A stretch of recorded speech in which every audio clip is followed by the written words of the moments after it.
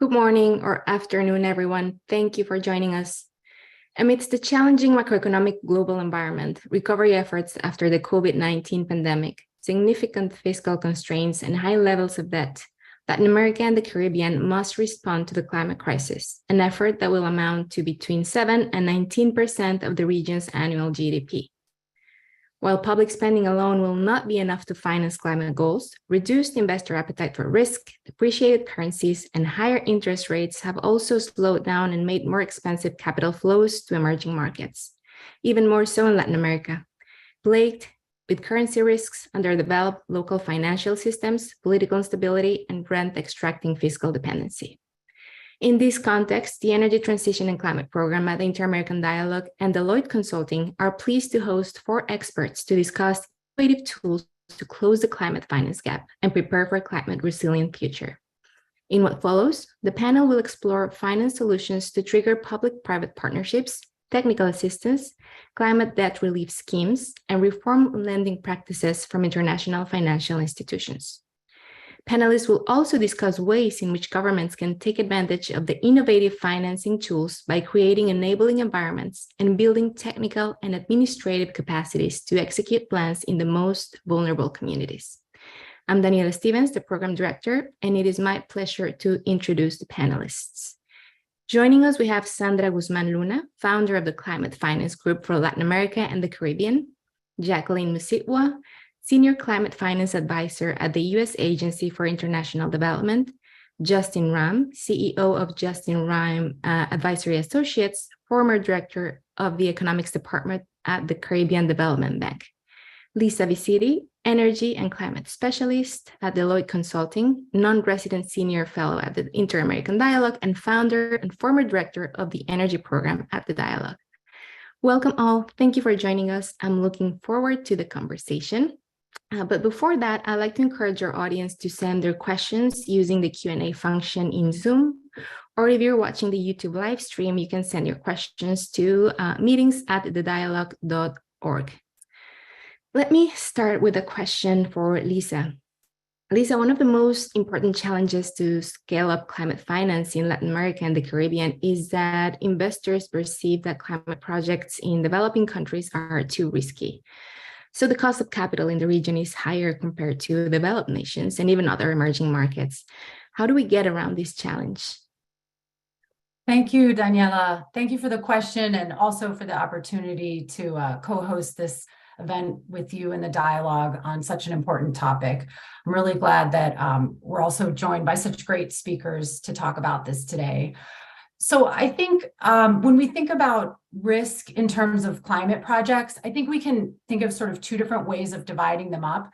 Projects are either going to be financing mitigation or adaptation, and we can think of them as financing physical infrastructure or more nature-based solutions. So in either category, investments could go to businesses or to projects, but the understanding of risk and how you finance these projects differs depending on which type it is. So risk associated with physical infrastructure projects that reduce emissions are generally pretty well understood. These kind of projects, they have established business models. For example, renewable energy projects, it's a mature sector. There can be high risk for investors for sure, especially right now in the environment of high interest rates. Cost of capital is really high. There's high foreign exchange rates, particularly foreign exchange rate risk, particularly for Latin America, because we're seeing the currencies devalued, which means that the revenue for an international company in dollars could be lower than expected. But we know how to incorporate the terms and conditions in the contracts that are needed to mitigate for risks like non-payment or low performance. And the tools to assist businesses and projects to get financing are pretty well understood. So for example, at Deloitte, we've worked with international financial institutions for decades, and we have tools like project preparation guides, risk mitigation funds. And basically in nascent markets, we sort of know how to help governments with business expertise. For example, we developed a loan guarantee program with the Development Credit Authority, which is now a part of the Development Finance Corporation, to reduce risk of non-payment and lower borrowing costs. to facilitate financial institutions lending to renewable energy projects in the Caribbean. So these kind of tools are sort of well established, and the technology is obviously very mature. But financing nature-based solutions and adaptation, which is increasingly the direction that we need to do more and more in, is a much newer issue. It's harder, and it has less kind of established and understood solutions. So projects that are nature-based solutions or adaptation are generally less commercially feasible. They have a less clear revenue stream. They tend to be very small scale. And all of this makes it harder to attract traditional investors. So you have to focus more to reduce that type of risk. You have to focus on more alternative sources of financing. So for example, there have been a lot of new tools kind of developed. There are green bonds, there are carbon credits, there are debt for nature swaps. There are special assessment districts, which is basically where, for example, an adaptation project could be paid for through a public-private partnership using tax revenues that come from a specific geography where the beneficiaries are located. So you can kind of make sure that you have a revenue coming in that's going to benefit that particular area and where the financing can come from that area. And so, there's a lot we can do to help to attract these newer and different kind of financing sources. I think one of the most important things is that they need standards so that the party that's putting up the capital can trust that their money is actually being used as they intended it to be. And one thing that's really helpful for this is green taxonomies, which are basically, they legally formalize the category of what types of projects are considered climate friendly. So we have a standard definition of what's climate friendly. And then monitoring and verifying the climate impacts through creditable certification is another way that you can provide assurance to prospective investors. And that usually involves standardized methods of accounting for emissions reductions. So for example, Deloitte has a software that we developed called Green Light that gives businesses a detailed understanding of their carbon footprint across each step in their value chain, from production to distribution, product use, disposal. So this allows companies to set net zero emissions goals, evaluate their progress on their goals, and streamline reporting that they can use for in auditing for internal and external audiences. So, this is the kind of really metrics, data, and credible and accountable processes that we need in order to reduce risk on these more, challenging projects to finance. So I think that's, so those are some of the ways that we can really reduce risk. I would also just say that it's important to make sure that climate finance is channeling funds to local communities for the projects they actually need. So it's not just a matter of bringing in the money, but you need to make sure that the money, and you need to make sure the money is used for emissions reduction. And it's best to look for projects that involve both mitigation and adaptation. But you still need to make sure that the projects are actually meeting local community needs. So besides the fact that this is a moral imperative, it's also helpful actually to reduce risk, because the more you have community support, that reduces the risk that there's going to be some kind of disagreement over the process, that the project that could really derail it. And I think doing this successfully requires understanding the local dynamics and really analyzing the projects on a case-by-case basis. It's not really, can't really be a one-size-fits-all. You need to look at each project individually. So those are, I think, the most important areas to focus on in terms of reducing risk. Thanks, Lisa, for that categorization. It's very helpful to understand how to overcome different challenges. And I will definitely follow up on the question regarding local support, local involvement, and channeling money to go to local projects. But before that, I have a question for Sandra. Sandra, among the public, we have a mix of the climate savvy and those who are still dipping their toes in the climate finance environment.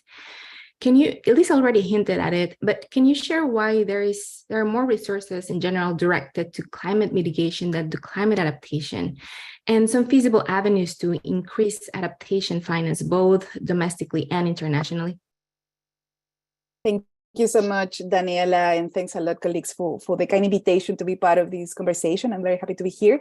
It's totally true, and just for the reference of who is watching this conversation, Internationally, around 80% of the climate finance is going towards mitigation, and sometimes between 10-15 it's going towards adaptation, even though obviously we are talking that we are in a climate crisis that is affecting and impacting all different territories around the world. Only 80%, I mean, only 20 or less than 20% goes to mitigation and 80% to mitigation. It is, I totally agree with Lisa that in many ways, mitigation was like the key goal for many, many years. And a lot of funds were dedicated to reduce emissions. And because most of the time, the mitigation actions were related to the transformation or a change in technology. No, for instance, you can change, stop producing or generating electricity with fossil fuels. Just change your technology and use now renewable energy, and then you will be able to reduce emissions. With adaptation, this is not the case. With adaptation, it's not a matter of changing only technologies. With adaptation, it's a matter of a long-term projection. And this is one of the critical problems, that sometimes funds, sometimes not only multilateral funds, but even bilateral cooperation, they don't want to wait too much to see changes in what is happening. So for instance, a lot of the cooperation, bilateral have certain indicators, and in their indicators are aiming to have those changes in 1 year, for instance, or 2 years. But adaptation is not possible to do sometimes that type of thing, because adaptation is something that you need time, no? Because adaptation is a process. It's not a technological change, it's a process. Then you need a local perspective, because adaptation happens in the ground, in the territory. It doesn't matter if you are discussing about, for instance, a city or a local community. It happens in the ground, in the territory. And of course, that the adaptation needs more decentralized efforts. This means that the participation, or in order to implement projects, you don't only need the participation of one stakeholder, or in this case, governments, but you need the participation of the population of that specific, let's say, space, including local communities, including local governments, of course, local leaders. So you need like decentralization. And of course, this is something that if you talk with funders or financiers at the international level, this can be risky, because this can take a lot of time and this can be expensive. But to be honest, this is one of the critical problems that we are facing in climate change. Adaptation, it's a matter of survival, not only for governments, but even for companies. If a company doesn't measure the risk where they are located, then doesn't matter how wealthy is this company. If they don't include climate as a risk, they will lose money. So adaptation shouldn't be, in my point of view, is a lot of people ask, how can we make adaptation more attractive? Well, this is, in my point of view, it's really silly, because adaptation is it's a matter of survival. It's not to make it attractive to anyone. It's how to really make the industries, the companies, the governments understand that they cannot plan at all for the future if they don't incorporate climate risk, because climate change is going to be increasing in many ways. It's going to be reflected in the water scarcity, food scarcity. We're going to have more droughts, more hurricanes. We're going to experience more and more impacts that companies, governments, local communities have to adapt to that circumstance if they want to make business or any type of business. So yes, there are ways that we can start putting all these pieces together. In the first point, it is very important that every single government, every single company, every single population know the risk that they are facing in the context of climate change. What type of risk are they going to face, and how to incorporate that risk in the planning process. Then they have to identify the needs. And this part of the needs is something that a lot of people don't discuss very often when we talk about climate change or climate finance, but it's very important. What is what you need in the context of the climate risk that you are facing? And what is the type of activities that you can implement to reduce that risk? And this is also related to the type of sources related to climate finance. So not everything is about trillions of dollars. Not everything can be solved with trillions. Sometimes adaptation can be even cheaper.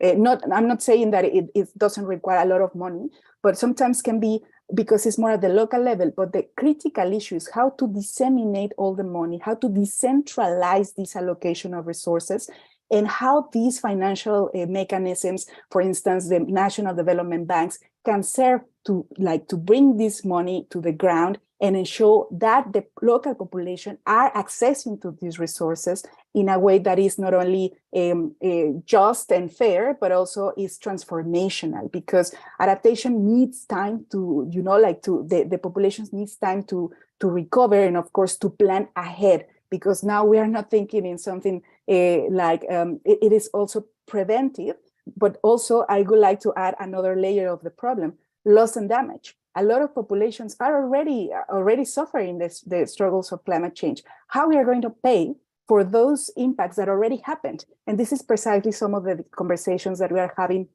internationally. How can we ensure that public finance, for instance, can be mainly in grants to support adaptation and loss and damage actions? And of course, we have to mobilize other type of instruments, but the way forward is to decentralize public money to those areas and communities and cities where international flows and private flows are not getting. So it's how can we diversify the type of sources for the type of sectors that we have in the pipeline, let's say. But there are a lot of challenges, but one of the critical points, and I would like to close with this, is capacity building. We have to continue creating management strategies, management capacities at the local level to be able to absorb these resources and in a way that is possible to do it in thousands of local in thousands and millions of local towns or cities, because we have to think now not in this massive amount of money only in terms of quantity, but now more than ever in terms of quality. And the quality is not always these trillions up here, but it's in the ground. Thank you, Sandra. I can already see some commonalities in what you and Lisa said, and that include decentralization in the allocation of resources, local implementation, diversification of approaches, and capacity building. What a sobering scenario you shared, Sandra, and I'm looking to Jacqueline to give up some hope. Jacqueline, USAID established the Climate Finance Development Accelerator, designed to mobilize $2.5 billion in public and private climate investments by 2030. Can you share if Latin America and the Caribbean have been recipients of support, or if there are plans to involve countries in the region for both mitigation and adaptation, and perhaps loss and damage? Thank you so much. I think just adding on to Sandra's points, I think we definitely recognize the urgency of the climate crisis, and we also recognize the urgency for small island developing states. But I think before I get to the Caribbean, I just want to kind of share a little bit about where we are on climate in general, starting with our climate strategy, which runs from 2022 to 2030. The main highlights of the strategy are that we seek to prevent 6 billion tons of greenhouse gas emissions, conserve 100 million hectares of forests. So speaking of adaptation, which I absolutely agree with both Sandra and Lisa, is very important, but we seek to make 500 million people more resilient to climate impacts, and that's really done through what is now under the President's Emergency Plan for Adaptation and Resilience, which also calls on the private sector to play a greater role with respect to adaptation. We seek to mobilize 150 billion in climate finance, both public and private, and that's the actual pillar of work that I'm leading. And then the last two that I think are important to highlight is to support 80 of our partners to meet their climate commitments, like the NDCs and the NAPs. And then the last is really increasing meaningful participation and active leadership of critical populations like Indigenous people, local communities, women, youth, and the like. Having said that, and I think just adding on to Sandra's point of localization, which I'll talk about a bit later as well, we recognize that It is important not only to talk about large numbers, but it is important to make sure that people on the ground who are hardest hit by climate impacts are able to utilize resources to adapt to all of these shocks, which is why we came up with the Climate Finance Development Accelerator. It is a global mechanism that is focused on climate investments and really using our catalytic money as USAID to invest in projects that otherwise would not have been invested in. Part of that is really providing grants and first loss, but really trying to bring to the table private sector partners and others to do more, and recognizing the role that a bilateral partner such as USAID can have in supporting the climate dialogue. One example where we have invested in the Caribbean through the CFDA is the Blue Green Investment Corporation, which is based in Barbados, but that really seeks to do several things. One is to focus on climate projects, adaptation and mitigation throughout the Caribbean, to really focus on the role of SMEs and really making sure that we are not only providing capacity, but we are able to grow local businesses that are participating in the green economy. The other part is going back to our climate strategy, focusing on typically underrepresented groups within the climate conversation, be that women or Indigenous communities. Now, the Blue Green Investment Corporation is very new. It's still being stood up. So the support we're provided is to actually help set that up. And that is a co-investment between the government of Barbados as well as the Green Climate Fund. And I think what's significant about that is that the Green Climate Fund is the largest global climate fund, and it does provide concessional funding, but really trying to work in a way that we are can I say, using a blended finance facility to focus on the needs of a particular location or environment. And in this case, what we heard from our Caribbean partners was the need to focus more on just climate and the nuances of investing in a green and a blue economy. And so really coming up with a particular tool, in this case, kind of the structure of a green bank, but in this case, a blue bank, to really focus on some of the nuances that countries in the Caribbean are facing and really finding financial mechanisms that will really work to solve some of the problems that they are experiencing. And lastly, making sure that money really goes to communities on the ground that are facing a lot of the climate impacts, which, as we know, for small island states are quite dire. So I'll go ahead and stop there, but thank you. Many thanks, Jacqueline. And that was a good segue to go on over to Justin. Justin, adaptation is, as our panelists have mentioned, notoriously difficult to finance, let alone loss and damage. That has been an uphill battle to even discuss in international negotiations. What are your suggestions to increase finance for disaster risk reduction, resilience, adaptation in small island development states in the Caribbean? Okay. Thank you, Daniela, and a great pleasure to be here with all the other panelists. So pleasant good morning to everyone. Well, I just really want to echo what everyone else has said about why adaptation and financing adaptation is so difficult. I mean, it's really because most of the benefits associated with it are well into the future. And unfortunately, as human beings, we tend to have high discount rates. And so we discount things way in the future, much too high. And so we don't place as much emphasis on those investments as we should. Now, I think that's a very important point for us to consider how we bring finance into the mix here. And I think it can happen if we take the right approach to it. And so, as in most things that have risk, whenever there are certain risks involved, you think about someone who might be starting a business, let's say, there are risks associated with that. The type of financing that can help that business grow is not necessarily debt financing. what we tend to want, therefore, is some type of equity financing as well.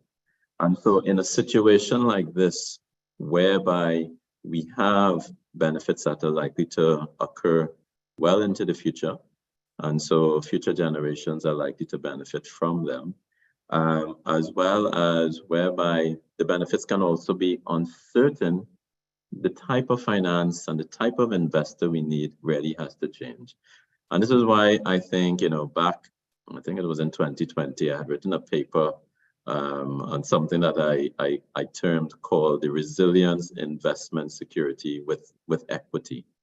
And so the idea there is to establish some type of investment vehicle or some type of security whereby you can also have debt, but also equity financing to assist with these things. Now let me say why that is important. When we look at traditional financing now, even with respect to financing for multilateral development banks, the credit rating agencies, so for example, your Standard & Poor's, would rate these banks and all banks in a certain way, looking at the risk profile of their portfolios. And so that tends to sometimes lead to even these agencies not taking the type of risks that they should be taking because we have these risks in the future. No one is looking at this properly. And so I think one of the first steps that we need to do is to encourage the credit rating agencies to really come up with what I would call credit resilience risk. I think that's going to be important. So for example, for Caribbean nations who might need to get special types of investment for, let's say, boosting the strength of infrastructure to withstand a Category 5 hurricane, that will require, let's say, an additional $100 million on top of what it might cost to build a normal airport. Let's just say, I'm just using an example. How do you encourage that additional 100 million to come in to invest in this when perhaps we're not sure what the benefits are going to be? And the cost of doing that might be quite high. But I think some of that investment really has to come in the form of equity, so that we're saying to the investors, look, invest in this, help build the resilience. And what will likely happen here is that the profitability of this asset is likely to improve, because if there's a Category 5 hurricane, then the asset is not going to be down for any length of time. It will still be in operation. And I'm just using an airport. You can use other examples as well.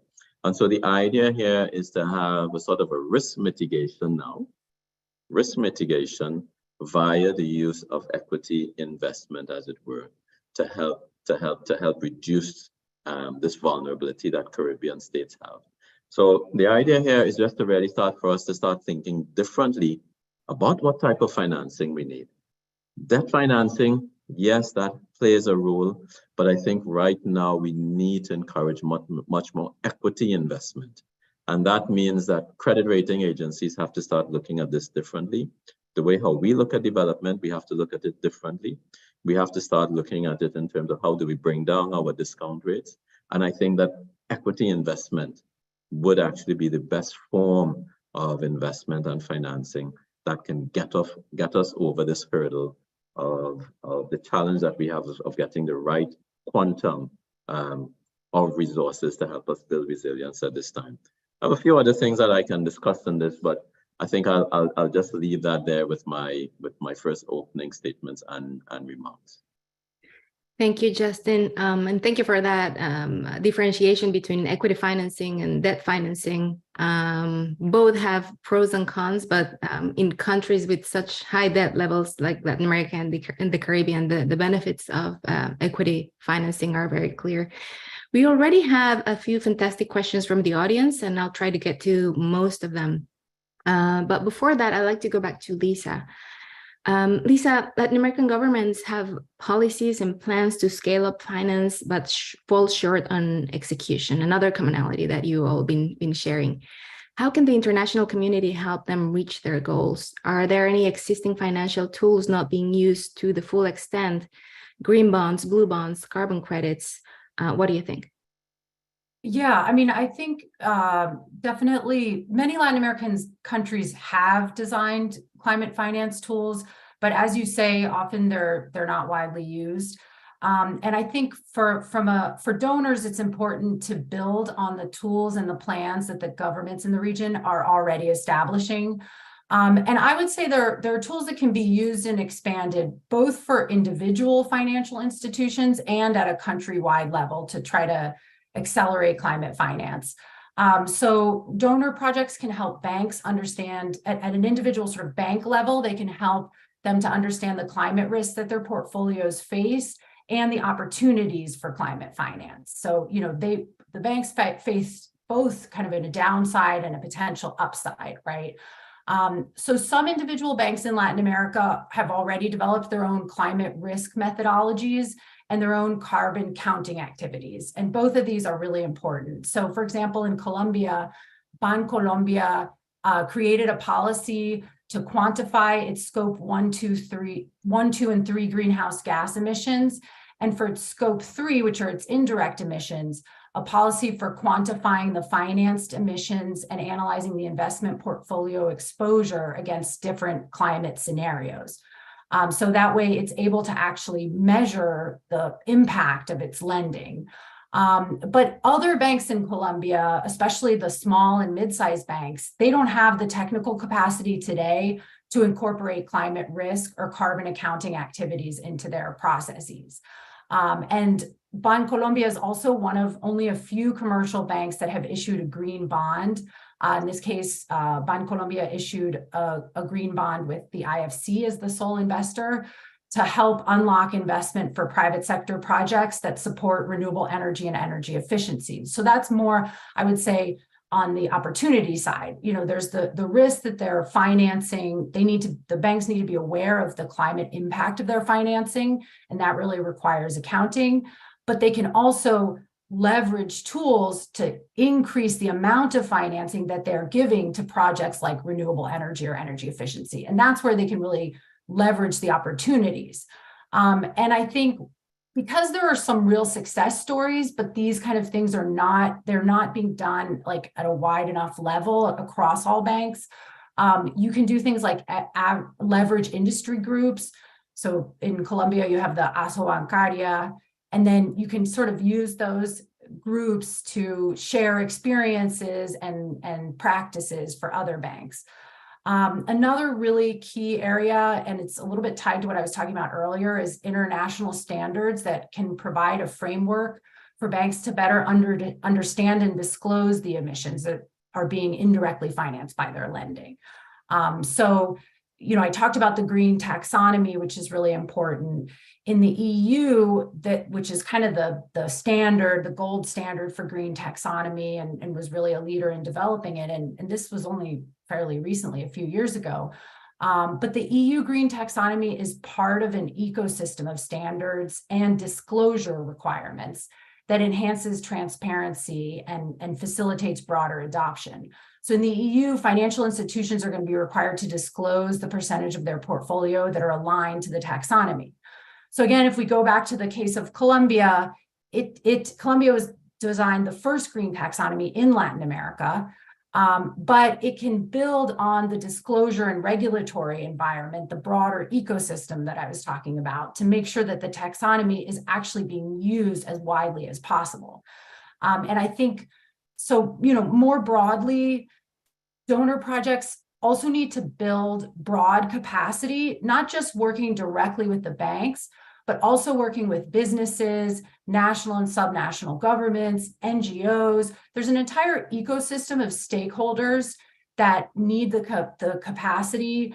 And then that way, when the donor project ends, the local market can still flourish. So I think from the international community perspective, there's a lot of success stories, both in the region and from all over the world and outside of the region, that can be brought to Latin America to, make this more lasting and kind of change the whole ecosystem of green financing. And I think in terms of adaptation, I I agree that it's necessary to do it, but I also think that there are ways that it can be economically attractive and like financially sustainable. So for example, as we talked about, there are too many small projects with adaptation. If you aggregate them into one project, that can be more attractive for a loan. You also can get businesses to actually, businesses do have to adapt, of course, but you can get them to report in a way that can demonstrate for a lender that they're actually going to economically benefit from an investment. So for example, you know, they invest in a solar and battery system so that when the grid goes down because of a hurricane, you know, they have power. You can, through the right kind of reporting, you can demonstrate that there's a financial benefit for businesses to adaptation. That makes it easier to get to work with a bank and get the investment that you need without it just being, you know, because of you need to address climate change, but also because there's actually a financial benefit. So I just wanted to make that kind of final point about the adaptation side of lending. Mm-hmm. Thanks, Lisa. And keeping with the international arena, Sandra, international financial institutions spring meetings are just a few weeks behind us. Did you see any progress regarding IFI's reform? Specifically, I'm referencing the Bridgetown Initiative. What do you think stands in the way of a comprehensive institutional reform? Did you see any progress? Thank you so much, Daniela. And in order to analyze what is happening in the context of the World Bank and the monetary and the IMF, International Monetary Fund, I would like to, and what are the implications for Latin America? I would like to talk a little bit about where are we standing in the region, because this is going to help us to understand why this reform of the financial sector is so important. First of all, in the region, if we consider the 20 major emitters in Latin America, the carbon-intensive revenues that Latin American countries are bringing to the fiscal, let's say, funds are 58 times higher than the revenues that are coming from sustainable revenues. This is from cooperation, multilateral or bilateral cooperation to tackle climate change. So countries are receiving more money from companies and industries that create the problem than from those resources that are going to help us to tackle the problem. But if you see the side of the public expenditure, like these 20 major emitters in Latin America spend 316 times more in carbon-intensive activities like exploitation of oil, coal, gas, than in activities to tackle climate change. So what is telling us this is that a lot of countries in Latin America still rely a lot on fossil fuels to generate revenues and to feed the economy. Therefore, their public money is still allocated in activities that are causing the problem.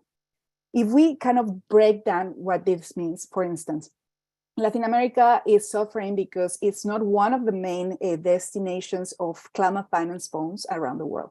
It's the third region receiving climate finance flows, including grants, loans, and all type of flows, only after Asian Pacific and Africa. So it's the third region. And most of the resources that we are receiving from climate finance are in forms of loans. This means that many of the resources that we are receiving are resources that we have to pay back. And we are talking about, there are different sources that talk that more or less 60% or 70% of the climate finance that we are receiving are in form of loans. This is money that our governments will have to pay back at certain point with certain rates, and this will increase more and more debt. And the problem is that this access to climate finance funds is not equal. It's actually quite unequal. For instance, in Latin America, the major recipients of climate finance are 3 countries: Brazil, Mexico, and Colombia. The rest of the countries are receiving more or less like tiny bits. In Caribbean, not so much. The Central American countries, not so much. So we are facing a very imbalance in the allocation of climate finance in Latin America. And this is not only a story that we are facing in the region, but it's a story that explains a lot. Where are we, and what are the type of problems that we are facing, and what are the type of things that we are discussing internationally. So based on the reality that a lot of developing countries in Latin America are suffering super high levels of debt, there is this proposal that came, well, there are several proposals, but one of them is in the context of the Bridgetown Agenda. That is a proposal that came from the Prime Minister of Barbados, Mia Mottley, that basically is telling us that we are facing several crises, no? The climate crisis, the health crisis in the context of the pandemic, as well as other crises that we are facing, such as poverty, unemployment. And basically is the Bridgetown Agenda is telling that these financial institutions, such as the World Bank, the IMF, and the multilateral development banks, cannot keep extracting money from developing countries that are extremely indebted, and they have to do something to help them, not only to rephrase this or to change this reality, but really to help them to reconstruct differently. And this is the Bridgetown Agenda initiative that is talking about how to deal with the level of debtness in Latin American and African and all developing countries in a way that is a win-win situation and not only a win-lose situation, because the World Bank is never going to lose, right? Because they have the money, they have the capacities, they have the resources, and how to make this in a way that we as developing countries can have a win situation here. Let's say the discussions are several. There is not a single perspective in how this reform have to happen, but many aspects are related to, for instance, the swap debt. No, instead of paying for the debt, you can pay for climate action or the protection of nature, or depending on the needs that you have, you can change or swap these debts. And instead of paying this, not only the debt, but the extreme amount of rates that these debts is creating in the countries. But there are other mechanisms that have been discussed as well. So for instance, in many ways are discussing, okay, let's renegotiate the debt and then try to set new programs to invest in climate change through these financial institutions and others. It is true, and I have to say that I had the opportunity to be in these meetings a few weeks ago, and it is true that there is a change in the narrative. 10 years ago, and I had the opportunity to go 10 years ago to these meetings as well, and climate change was not part of the main discussions 10 years ago. 10 years ago was like, climate change was something that no one wanted to discuss, like it was there, but nobody wanted to discuss. Now, in every single discussion, even if it was not related to climate change was part of the conversation. Climate change is a risk, and the financial system knows it very well now. And they are acknowledging it's not that doesn't mean that it is mainstream in the operations, and this is precisely the challenge. It's not only about changing a little bit of debt for protection of nature, or changing a little bit of debt for climate change or climate action. Now we are discussing something more deep, which is the transformation of these financial institutions. Let's remember that the World Bank, the IMF, were born in a context of after the Second World War. One of the critical points was how to reconstruct, how to build an economy to allow countries to reconstruct themselves and then try to generate a global economy. Now we are in a context of crisis, and these banks have to reframe themselves to mainstream climate change, because climate change is a reality that they will face no matter where they invest. Climate change will be a common element in their investments for the rest of their lives. So now we are discussing how these banks, how all the financial system will mainstream climate change, to understand what are the risks and how to invest in those actions to reduce emissions, but also to adapt to climate change. Because now, as I was saying at the beginning, it's a matter of survival, and they kind of are starting to understand that. Of course, we are facing different challenges. This is not going to be easy, because it's an issue that we have been discussing for a while. But you have obviously the very power fossil fuel industry that is very much sitting really in the strategic positions in these meetings. Fossil fuel industry is very strong and continues to be like a major source of revenues for all the countries and all these financial institutions. Therefore, a lot of these financial institutions are still investing a lot in infrastructure related to fossil fuels. not only coal and oil, but particularly in gas. And I want to address your attention in this issue around gas, because gas is a major issue all around the world. But some actors are considering that gas is okay because it's less pollutant than coal, but the reality is gas is a fossil fuel as well. For instance, the EU taxonomy included gas as part of the sustainable activities, which in my point of view is not really a good idea, because we are just putting more money in infrastructure that is further intensifying the problem. So my apologies if people believe that gas is going to save us from the climate emergency. I don't think so. And I think that taxonomics should be more robust and really be robust in the sense to include and to name those activities that are going to help us in an adequate and transparent way, and not selling things for others. And finally, I think it is very, very important to consider the political willingness. Let's don't forget that governments are the shareholders of these financial institutions. So it's very important that we continue really participating in these, let's say, sessions to demand globally the transformation of these banks. But also it is important the transformation of the governments. What type of asks and demands are the governments doing? Because sometimes the World Bank is saying, well, I'm investing whatever the Mexican government want me to invest. And if the Mexican government is asking me for a refinery, I will give them the money because my job is to give them the money. So it's how all these banks are going to align to the Paris Agreement and really reduce, not only increase positive investments, like climate finance investments, but also decrease carbon investments, carbon intensive investments. So this is not only about increasing, but also decreasing other investments, because we see that they are having this, well, we are increasing so much money for climate finance, but actually they are not decreasing the other type of flow. So I think this is a matter of the transformation, and it's what the Paris Agreement is telling us in the Article 2.1c, is to make all financial flows consistent with a low carbon development and climate resilient development. So this is the main goal that we have to pursue in the coming months. Thank you. Sandra, thank you for bringing to our attention the issue of natural gas. I think that deserves a webinar altogether on its own. So let's plan on that.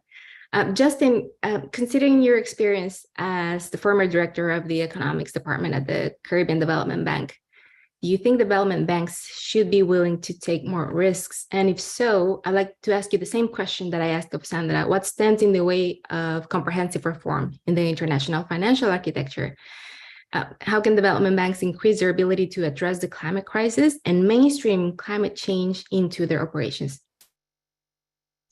Yes, thanks. Well, I sort of touched on this in my earlier remarks as well. Development banks are not your typical banks, primarily because most of them have sovereign guarantees behind them, and that is really where they get most of them have AAA ratings, for example.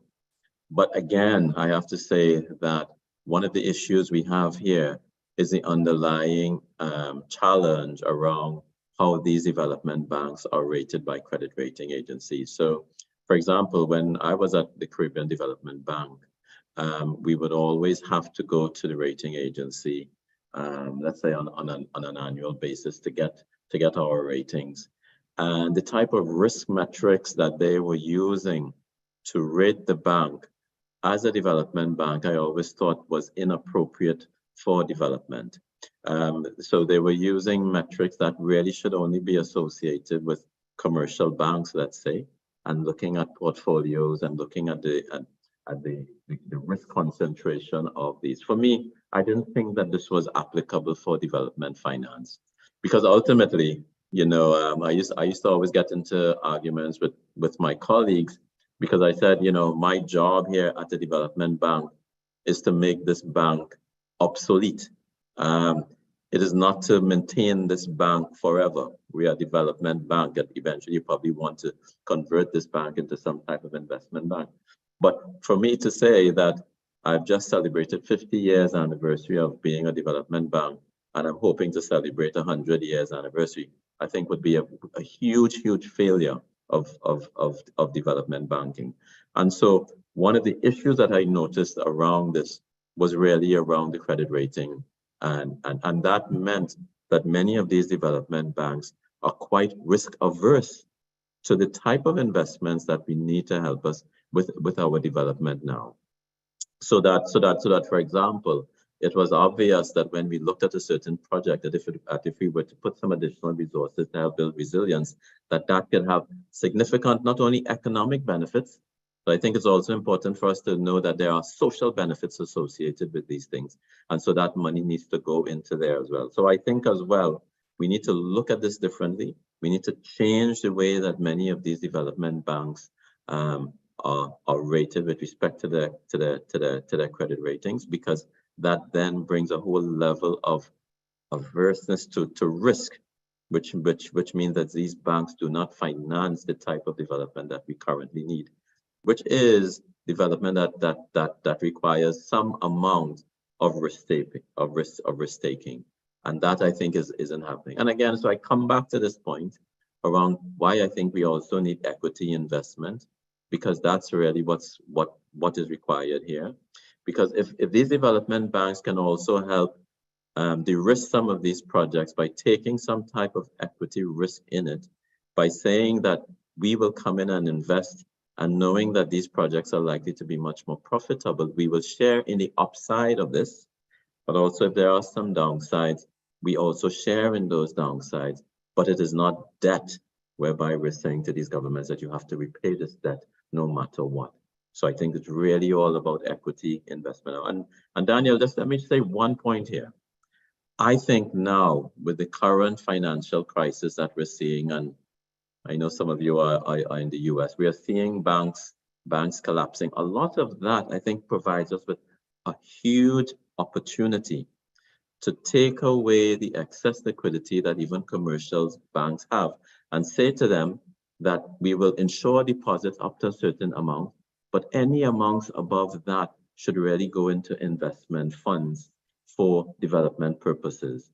I think I can't go into much detail here, but I think it provides us with a great opportunity to start thinking differently about the financial architecture, and not only the financial architecture, the international financial institutions that perhaps Sandra is speaking about, but I think we have a perfect opportunity to reorient the commercial banking architecture away from one of quite speculative investment to one towards much more development investment that brings not only economic benefits, but I think social benefits as well. And I think we can't go away from this discussion not understanding why we need to ensure that social benefits must be an important aspect of any sort of resilience building, because ultimately that's what our governments and our people are still grappling with. We still have high levels of poverty, yet at the same time, we're asking them to invest for the future generations, while we still have current generations that have significant wants and needs. And so we need to ensure that whatever investments that we're doing in resilience building also has short-term benefits for the current generation that is living now, and not only with respect to future benefits beyond this. So it's a whole reorientation, and I think it has to begin with how we do our credit ratings for many of our financial institutions. Thanks, Justin. You have spoken extensively about development banks. You mentioned private financial institutions. What we haven't spoken of yet is also state-owned enterprises. Maybe Sandra alluded a little bit to it, but these three, private, public, international, community, can have a role in providing equity enhancements too. Jacqueline, going back from the international to local, I would like to learn about USAID's localization strategy from two different angles. First, how are local organizations in Latin America and the Caribbean contributing to decision-making processes regarding how USAID designs its programs? And on the other hand, there are calls for climate funds to get to the communities that need them. We've heard them in this panel. How is USAID ensuring that money goes to smaller projects in local communities? Thank you, Daniela. I think for my comments, I'll also just build on some of what my panelists have talked about. I think after many years of realizing the imbalance, not only in decision making, but also in distribution of funds. I think we took a step back and created a new localization strategy precisely to address that. And part of our goal is to make sure that the communities that we work in are part and parcel of the design process of development projects that we're creating, but equally are able to receive funds and deploy them how they best see their own development journeys evolving over time. I think just a few things to kind of highlight within that is,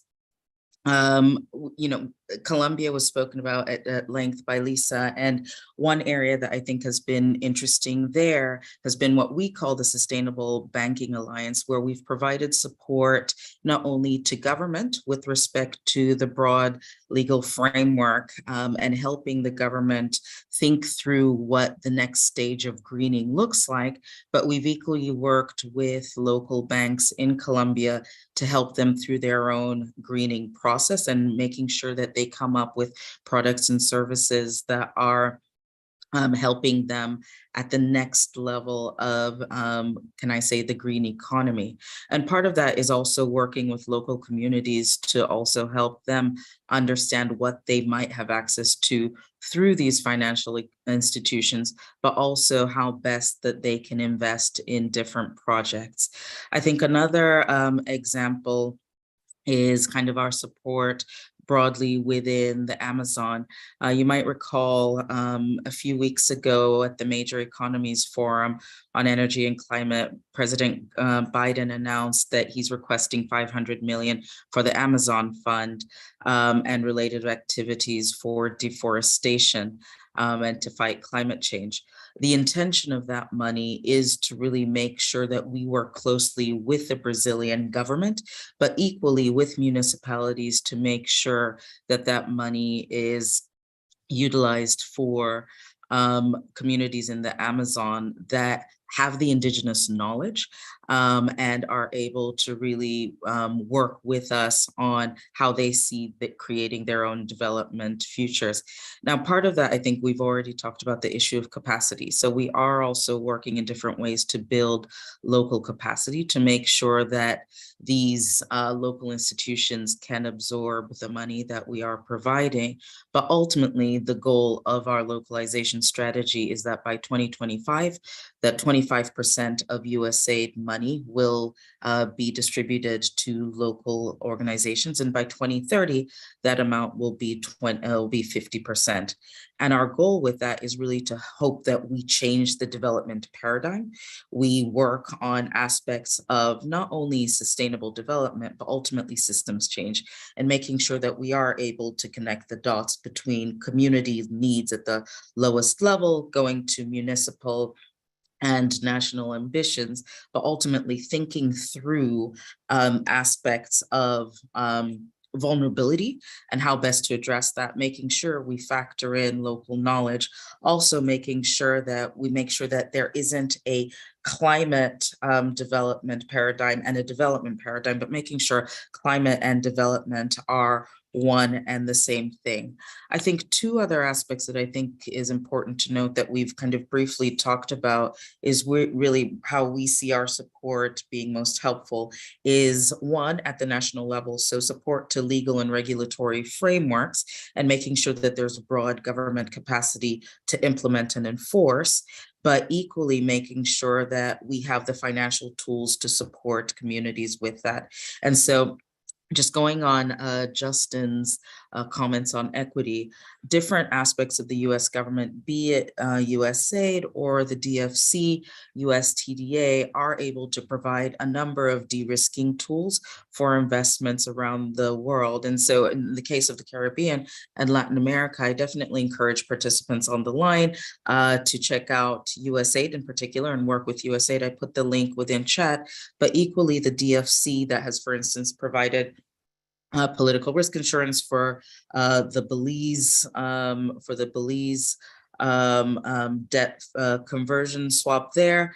but also support to Amazon communities and the like. I think the question that, once again, we are battling not only on this call, but in reality is how do we get more money to people on the ground? How do we make sure that a lot of these challenges around credit ratings agencies and the likes are dealt with? So Justin, like your experience, I worked for a trade and development bank, which is in Africa, and same thing. Every year we went to credit agencies and we had a negotiation. But looking forward, part of the work that we're trying to do as USAID is work with local entities, be they national development banks and the like, to set them up for success as they have these negotiations, but equally try to diversify their sources of funding, right? How do we tap into private sources of funding, pension funds, not only here in the US, but globally, for instance, to make sure that we are having a different type of conversation, but also we're tapping into different financial resources to make sure that, once again, all of us are responsible, but two, to also make sure that we're able to vary the type of risk based on the type of investors that we're engaging. And so I think as we think through our own 150 billion target on climate finance, we are looking to players within philanthropy, within pension funds, sovereign wealth funds, and different types of players, not only here in the US, but in the countries, in the over 100 countries where we have USAID missions, to say, look at us as a viable partner because we are able to de-risk your investments. Work with us so that we can make sure we deploy more money into communities that need it the most. And that's everything from kind of climate resilient infrastructure to the hard adaptation projects that we've seen. The last thing that I'll say is something that we're focusing on, especially within adaptation, is just around technology and making sure that we are using cutting edge technologies, predictive, but also otherwise, to make sure that we do start to utilize real-time data to help inform communities about when climate tragedies might be coming their way, and really help kind of on the front end to make sure that people are prepared. And so that aspect of technology we haven't discussed as much, but something that we're also pushing for is increased investment in a number of climate-related technologies. Thanks. Thank you, Jacqueline. Panelists have been kind enough to agree to go over 10 minutes so we can have the chance to answer terrific questions that we have from the audience. And I would like to start with a question that somebody from the audience asked, Todd Eisenstadt, and I also had it myself.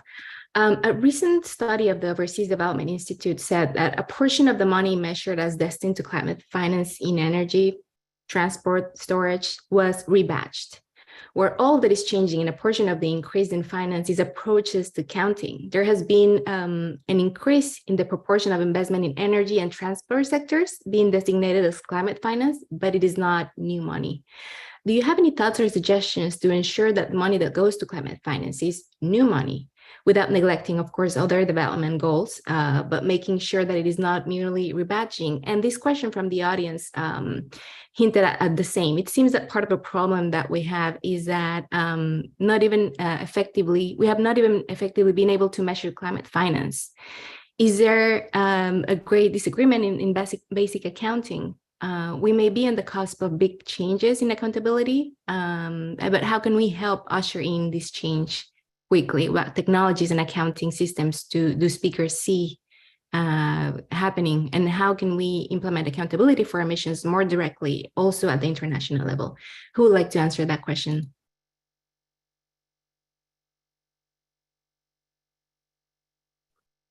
I could make a few comments. Or Justin, do you want to go ahead? No, Lisa, you go ahead. That's fine. I can always come in after. Okay, just briefly, I mean, I think it touches on some of the topics that I talked about.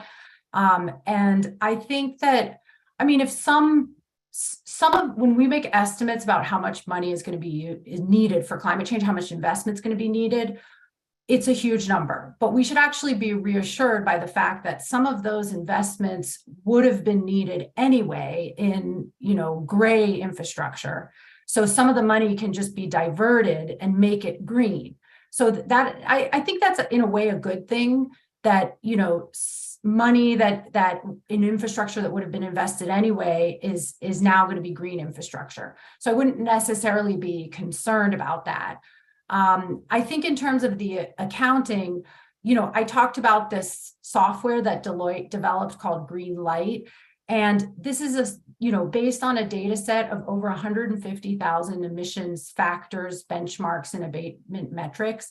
And it's a way that companies can actually really measure. They can put in a goal for net zero, and they can really measure what's been done. So I think that, and Jacqueline mentioned technology. Technology is also developing that can improve our ability for emissions accounting. Already our understanding of emissions has evolved rapidly. I mean, we understand that there's a lot more emissions coming from LNG and from methane leaks than we thought only a few years ago, thanks to better satellite data. We have much better data on forestry monitoring, so we understand in real time what the impact of deforestation on the Amazon. So we take all of this, we have improved technological improvements in data, new technologies and tools that are allowing us to organize and systematize the information. And then at the same time, we have more and more stringent disclosure requirements that are forcing us to actually make use of this data and report it. So I totally agree that this is kind of really like a new moment in terms of accounting and data. And I think it's a very positive development. And I think that the tools are rapidly evolving to allow us to understand and measure climate risks in a much better way. Justin, you wanted to add to that? Yeah, just to say something, just add to what Lisa was saying. I think, when it comes to financing climate change, that is a huge priority for us now. And so I don't see any challenge or issue if we are now channeling resources perhaps away from some other things towards this particular goal, because it is so important for us now. There are always going to be trade-offs. I think the trade-offs, of course, that we really don't want is whereby we're not still having some positive impact on reducing poverty rates, or whereby children in countries can't get the type of education that is required.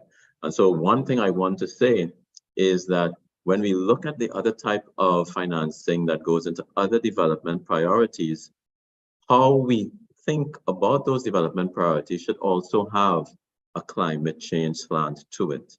So that, for example, are we training in our education system our children to find jobs in that green economy?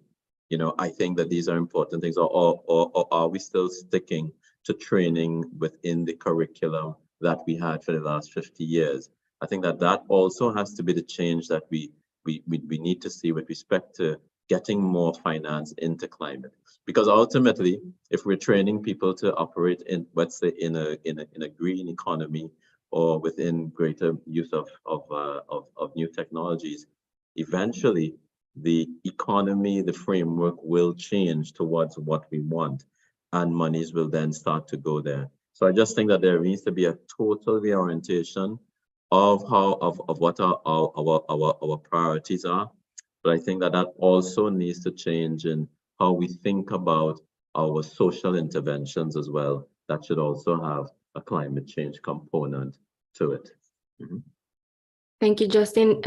Luc Lapointe, the BC Lab, asks, we have been working for the past 2 years to scale up green sustainable finance. The region has 39 currencies, 6 capital markets. Financing will need the development of local capital markets.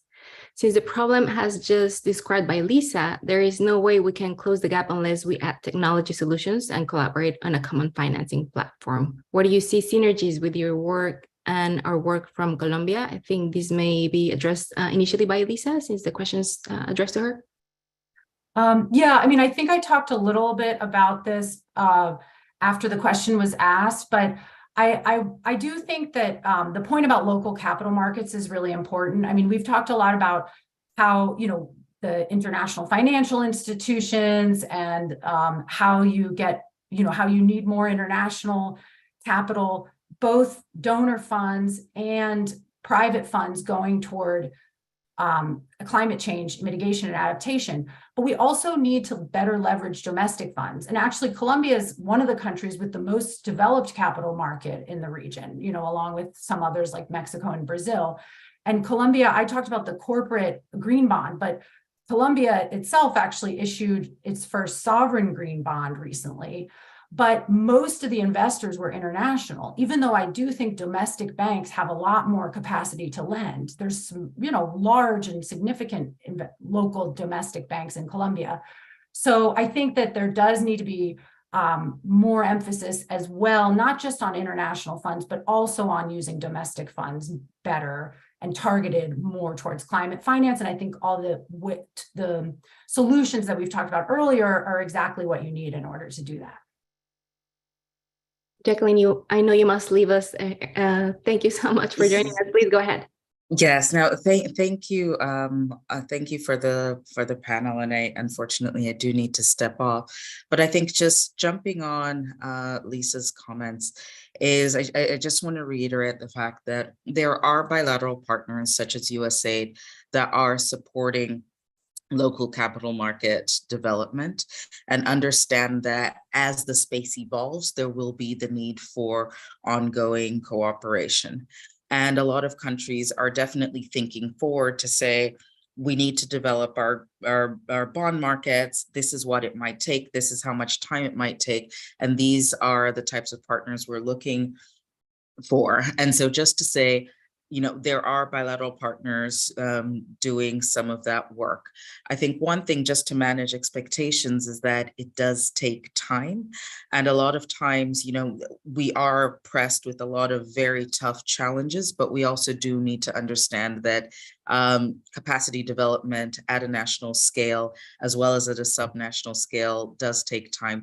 Making sure we do align legal frameworks across different aspects of a country equally take time. And so the question is, how do we balance the reality of getting to our respective goals with the reality of us getting money into markets is one consideration we always have. I think another aspect of just kind of the local capital, I think for a lot of time, many years, we looked at development from a north-south perspective. And I think that it's finally, we're finally at a point in history where we are starting to see a lot more coming, not only from the south-south dynamic, but also countries looking internally to really figure out what is here. Part of that has been brought about by COVID and the impact of COVID on domestic resource or mobilization in countries' difficulty in accessing global markets. But I think part of it is also countries appreciating the fact that their domestic markets do have pools of capital, such as pension capital, that are ripe for local investment and that are particularly ripe for climate-related investment. So I think just echoing Lisa, as we think of new products within climate finance, I think my push is really, how do we make sure we are incorporating local financial institutions into the mix, and also making sure that as part of incorporating local financial institutions, we're equally making sure that we're bringing in local indigenous knowledge to whatever solutions. Otherwise, a lot of the solutions we think we're coming up with just won't be sustainable over time. Thank you so much. Thank you so much for joining us, Jacqueline. Sandra, please go ahead. Thank you so much, Danny. I will make a last comment, just also putting together some of the questions that are in the chat. I just wanted to echo what my colleagues are saying. This is not only about the transformation of the international financial system, but it is very important because it's the one that will send some signals, no? And then the rest of the institutions will follow up. But also we need the reform of these financial institutions from the bottom. But what I would like to emphasize is that when we talk about climate finance, and now we have to discuss not only about quantity, but quality, and therefore the effectiveness of the climate finance, I think one very important element that we need to continue working on is in the determination of needs. It is, there are several instruments, several sources of finance, because there is money and money is flowing. It is true that money is flowing. But the key question is, where is the money? No, who is receiving that money? What type of projects? Are the local level, or are the governments, or are the cities? Who is receiving? So I think one of the main two elements that are missing is, in one side, obviously the transparency system to ensure and to better understand where the money is allocated and who is receiving this money. But also the determination of needs will help us to understand better what type of finance do we need. Because if we take the national determined contributions as the potential pipeline, let's say, we are already setting, okay, what we need in terms of in the transport sector, in the energy sector, in the water sector, and not all the sectors require the same type of mechanisms, no? And this is where we have to also, one of the things that we are promoting is the generation of national strategies on climate finance, where countries can determine, okay, what is what I need in the water sector, how much I can invest with my public resources through my public budget, and how much do I need to mobilize from the private sector or the international cooperation in form of loans or grants. But I think it's very difficult to talk about one sector or one specific or climate finance as is everything the same, because I think we need to start categorizing and really determine better the needs. I just wanted to tell, for instance, in Latin America, very few countries know how much the NDCs cost, for instance, no? And so if you ask them, okay, what's your plan? What do you need? How much do you need? Very little countries can tell you, okay, my NDCs cost this, and therefore I can invest in this, and then I need this other, no? So it's something that is not very well developed yet. And this is part of the next steps that we need to do at the national level in many countries, to do what is needed at the sectorial level, at what level of government, because this is not only about the central governments, but local governments as well as at local communities, to determine what type of sources and what type of instruments I can use to invest in those specific sectors. And this is why local, for instance, national climate funds can work as channeling exercises to bring more money from international resources, private resources, and others.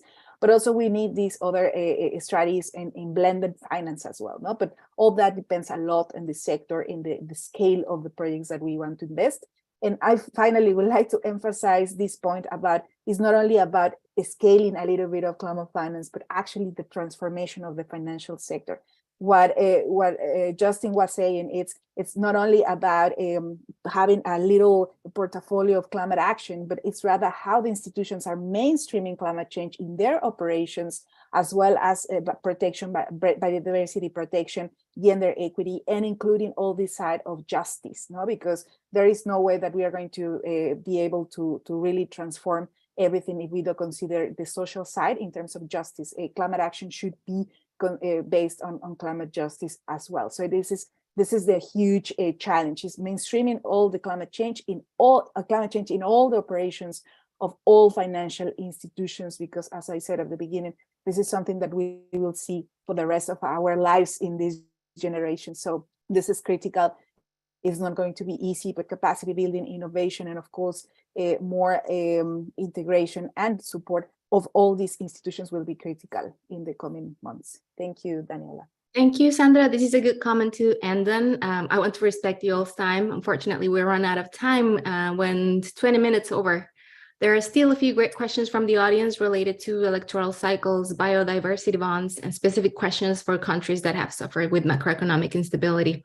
Apologies to those of you who asked questions I didn't get to. Stay tuned to the Dialogues events. There is more to come on climate finance, de-risking investments, and climate justice.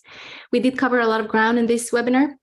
On behalf of the Inter-American Dialogue and our program, I want to thank our panelists for a brilliant discussion. We appreciate your time and your expertise.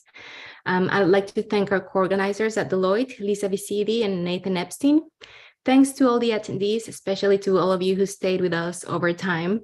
Many thanks to my colleague MK Green for helping to organize this webinar. We look forward to seeing you soon at our next event. Have a great rest of your day. Thank you all. Thank you. Thank you so much.